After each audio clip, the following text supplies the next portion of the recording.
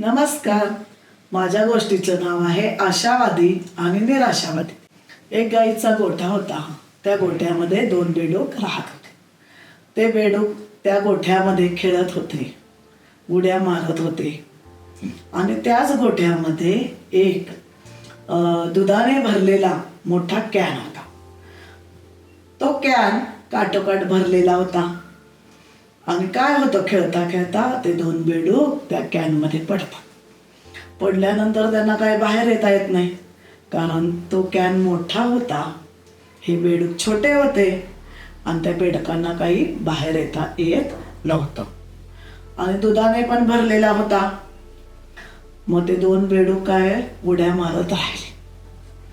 उड्या मारता मारता ते दमले. त्यातला एक बेडूक तर इतका दमला की त्याने तो निराश झाला.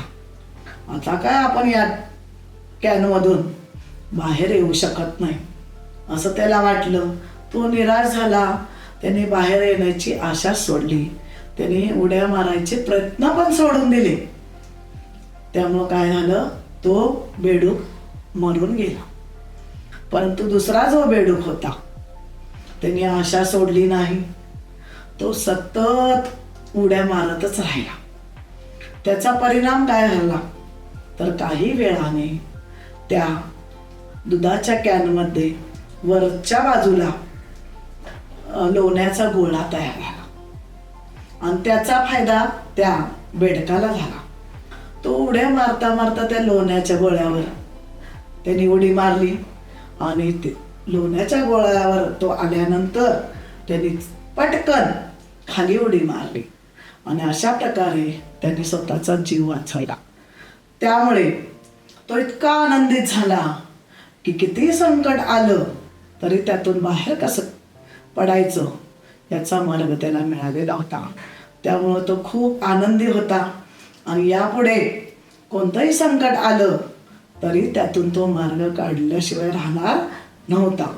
म्हणजेच या गोष्टीतून मला हे सांगायचं आहे की तुमच्या जीवनामध्ये अनेक संकट येतात. काही छोटे असतात, काही मोठे असतात, परंतु आपण प्रयत्न सोडायचे नाही. म्हणजे आपण या आशावादी बेडकाप्रमाणे आपल्या जीवनामध्ये आपण प्रयत्न केला पाहिजे आणि प्रयत्न करणाऱ्याला फळ निश्चितच मिळते. माझी गोष्ट तुम्ही ऐकली त्याबद्दल धन्यवाद.